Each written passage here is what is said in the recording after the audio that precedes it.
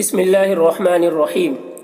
نورانی قاعدہ میں یہ سلسلہ چل رہا ہے کہ بچوں کو نورانی قاعدہ کس طرح سے پڑھائے۔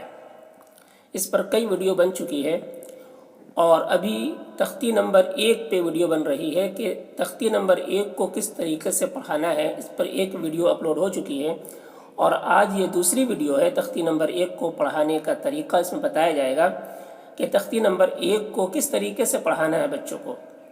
تو دیکھیے نمبر 6، ہر حرف اس کے مخرج سے نکلوائیں۔ ہر حرف اس کے مخرج سے نکلوائیں۔ مخرج کہتے ہیں جس جگہ سے حرف نکلتا ہے اس جگہ کو مخرج کہتے ہیں۔ مخرج کے معنی ہوتا ہے نکلنے کی جگہ، ٹھیک ہے۔ تو منہ کے اندر ہر حرف کے نکلنے کی ایک جگہ ہے، تو جس جگہ سے، جس منہ کے اندر کے جس حصے سے جو حرف نکلتا ہے اس حصے کو اس حرف کا مخرج کہتے ہیں۔ یعنی اگر کہیں سے تا نکل رہا ہے تو منہ کے جس حصے سے تا نکل رہا ہے ہم بولیں گے، اس حصے کو ہم بولیں گے کہ یہ تا کا مخرج ہے۔ اگر کہیں سے سین نکل رہا تو ہم بولیں گے یہ سین کا مخرج ہے، اس حصے کو بولیں گے، منہ کے اس حصے کو ہم بولیں گے کہ یہ سین کا مخرج ہے جہاں سے سین نکل رہا ہے۔ تو مخرج کہتے ہیں حرف کے ادا کرنے کی جگہ۔ منہ کے اندر جس جگہ سے جو حرف ادا ہوتا ہے اس جگہ کو مخرج کہتے ہیں، ٹھیک ہے۔ ہر حرف کو اس کے مخرج سے نکلوائیں، ٹھیک ہے۔ جب بچے کو پڑھا رہے ہو تو یہ سارے حروف کو اس کے مخرج سے نکلوائیں گے، تبھی حروف کی صحیح ادائیگی ہوگی۔ اور اگر ہم اس کے مخرج سے نہیں نکلوائیں گے تو حروف کی صحیح ادائیگی نہیں ہوگی، اور پھر بہت سارے جو حروف ہیں وہ بالکل سیم ہو جائیں گے، اس میں کوئی فرق واضح نہیں ہوگا، ٹھیک ہے۔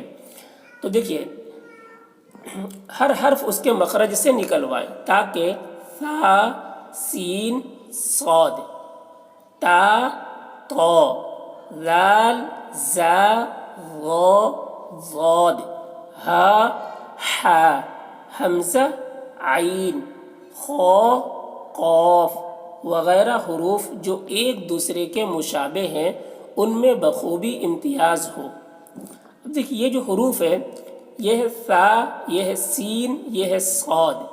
جب بغیر زبر زیر پیش لگا کے اس طریقے سے ہم پڑھتے ہیں تو ان تینوں میں فرق واضح ہوتا ہے، لیکن اگر اس میں ہم زبر زیر پیش لگا کر رواں پڑھیں اور اس کو اس کے مخرج سے نہ نکالیں تو اس میں کوئی بھی فرق واضح نہیں ہوگا ان حروف میں۔ جیسے اگر ثا، سین، صاد ان تینوں میں ہم زبر لگا دیں اور رواں پڑھیں تو ہم کیا پڑھیں گے اس کو؟ اگر ہم بغیر مخرج سے اس کو ادا کریں گے تو ہم اسے پڑھیں گے سا، اور اسے بھی پڑھیں گے سا، اور اسے بھی پڑھیں گے سا۔ تو تینوں کو ہم سا پڑھ رہے ہیں، تینوں میں کوئی فرق واضح نہیں ہو رہا ہے کہ یہ سا ہے، یہ سین ہے اور یہ صاد، کوئی فرق واضح نہیں ہو رہا۔ لیکن جب اس کو ہم مخرج سے ادا کریں گے تو ہم کس طریقے سے پڑھیں گے؟ اسے پڑھیں گے سا، اور اسے پڑھیں گے سا، اور اسے پڑھیں گے صاد۔ تو جب مخرج سے ادا کر رہے ہیں تو ان تینوں حروف میں فرق واضح ہو رہا ہے، تو سب سننے والا صحیح سے سمجھ سکے گا کہ یہاں پر سا پڑھا جا رہا ہے، یہاں پر سا پڑھا جا رہا ہے، یہاں پر صاد پڑھا جا رہا ہے، سین اور صاد پڑھا جا رہا ہے۔ تو مخرج سے جب تک ادا نہیں کریں گے تب تک حروف میں فرق واضح نہیں ہوگا، بہت سارے حروف ایک جیسے ہو جائیں گے۔ تو ان فرق کو واضح کرنے کے لیے اور اس کے مخرج سے حرف کو ادا کرنا ضروری ہے۔ اب یہ دیکھیے یہ ہے تا اور یہ ہے طا، ٹھیک ہے۔ اگر اس کو ہم مخرج سے ادا نہیں کریں گے تو اسے بھی پھر تا پڑھا جائے گا اور اسے بھی تا پڑھا جائے گا، کوئی فرق واضح نہیں ہوگا کہ یہ تا ہے اور یہ طا ہے۔ تو فرق دونوں میں واضح کب ہو رہا ہے؟ جب ہم دونوں حرف کو اس کے مخرج سے ادا کر رہے ہیں۔ اسی طریقے سے دیکھیے ذال، زا، ظا اور ضاد، یہ چاروں حروف کی بھی آواز ایک جیسی ہے۔ اگر اس کو ہم مخرج سے ادا کریں گے تو ان چاروں حروف میں فرق واضح ہوگا، اگر ہم مخرج سے ادا نہیں کریں گے تو یہ چاروں حروف کی آواز ایک جیسی ہو جائے گی۔ اس سے بھی پڑھنے والا بچہ پڑھے گا ذال، اسے بھی پڑھے گا زا، اور اسے بھی پڑھے گا زا، اور اسے بھی پڑھے گا زا، اور اسے بھی پڑھے گا زا۔ زبر لگا کر اگر پڑھیں گے تو اسی طریقے سے پڑھا جائے گا۔ لیکن اگر ہم اس کے مخرج سے ادا کریں گے تو اسے پڑھیں گے لال، ٹھیک ہے. اگر زبر لگا کر پڑھیں گے تو اسے پڑھیں گے را، اور اسے پڑھیں گے زا، اور اسے پڑھیں گے غو، اور اسے پڑھیں گے غو. تو چاروں میں فرق واضح ہو رہا ہے. کب ہو رہا ہے؟ جب ہم ان حروف کو اس کے مخرج سے ادا کر رہے ہیں. تو ہر حرف کو اس کے مخرج سے ادا کرنا ضروری ہے. اب اسی طریقے سے دیکھیے، یہ ہے ہا اور یہ ہے ہا. اگر ان دونوں کو بھی ہم اس کے مخرج سے ادا نہیں کریں گے تو دونوں سیم ہو جائے گا، ہا اور ہا دونوں کو ایک جیسا ہو جائے گا، تو کوئی فرق واضح نہیں ہوگا دونوں حرف میں. اسی لیے اس کو مخرج سے ادا کرنا ضروری ہے. تو اسے ہم پڑھیں گے ہا، اور اسے پڑھیں گے ہا. اس طریقے سے دیکھیے، یہ ہے حمزہ اور یہ ہے عین، ہے نا. اگر ہم بغیر زبر زیر پیش کے اسے پڑھ رہے ہیں تو اگر اس کے مخرج سے نہیں بھی ادا کریں گے تب بھی فرق واضح ہو جاتا ہے. لیکن اگر زبر زیر پیش لگا کر رواں پڑھیں گے تو فرق واضح نہیں ہوگا جب تک ہم اس کو اس کے مخرج سے ادا نہیں کریں گے. اور قرآن جو پڑھتے ہیں تو ہم زبر زیر پیش کے ساتھ ہی ہر حرف کو اس میں پڑھا جاتا ہے، بغیر زبر زیر پیش کے نہیں پڑھا جاتا ہے. ٹھیک ہے. تو اس میں جیسے زبر لگائیں گے حمزہ کے اوپر تو اسے پڑھا جائے گا آ، اور عین کے اوپر زبر لگے گا تو اس کا پڑھا جائے گا آ. دونوں میں اسے پڑھا جائے گا آ اور اسے پڑھا جائے گا آ. دونوں میں فرق واضح ہو جائے گا جب ہم اس کے مخرج سے ادا کریں گے. اسی طریقے سے دیکھیے، یہ خا اور یہ ہے قوف. اگر اس کے مخرج سے ہم ادا کریں گے تبھی ان دونوں حرف میں فرق واضح ہوگا. تو اسے پڑھیں گے خا اور اسے پڑھیں گے قوف. ٹھیک ہے. تو ہر حرف کو اس کے مخرج سے اس طریقے سے نکلوانا ہے، بچوں سے نکلوانا ہے تاکہ ہر حرف میں فرق واضح ہو. تو دیکھیے، وغیرہ حروف جو ایک دوسرے کے مشابہ ہیں. اب یہ سارے حروف ایک دوسرے کے مشابہ ہیں. ٹھیک ہے. ان میں بخوبی امتیاز ہو. بخوبی امتیاز ہو، امتیاز مطلب فرق ہو، بخوبی مطلب اچھے طریقے سے فرق ہو سارے حروف کے درمیان. ان حرفوں کا فرق نہایت اہتمام کر کے سمجھا دے. ٹھیک ہے. ان حرفوں کا فرق نہایت اہتمام کر کے سمجھا دے. بہت ہی اچھے طریقے سے بچوں کو سمجھا دے کہ ان سارے حروف میں یہ فرق ہے اور ان سب کی ادائیگی اس طریقے سے ہوتی ہے. ٹھیک ہے. اکثر معلم اس طرف توجہ نہیں کرتے اور ہیلے بہانے بناتے ہیں. اکثر معلم کہتے ہیں ٹیچر کو، تو زیادہ تر معلم کیا ہے، اس طرف توجہ نہیں کرتے اور ہیلے بہانے بناتے ہیں. مگر آپ ہرگز ایسا نہ کریں. ٹھیک ہے. مگر آپ ہرگز ایسا نہ کریں. حروف کے صفات. صفات کسے کہتے ہیں؟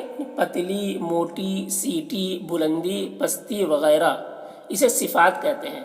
تو کچھ حروف ہے جو پتلی آواز میں پڑھی جاتی ہے، کچھ حروف کو پتلی آواز میں پڑھتے ہیں، کچھ حروف جو موٹی آواز میں ادا کی جاتی ہے، اور کچھ حروف کی آواز سیٹی جیسی ہوتی ہے، کچھ کی آواز بلند ہوتی ہے اور کچھ کی آواز پست ہوتی ہے، نرمی کے ساتھ ادا کرتے ہیں.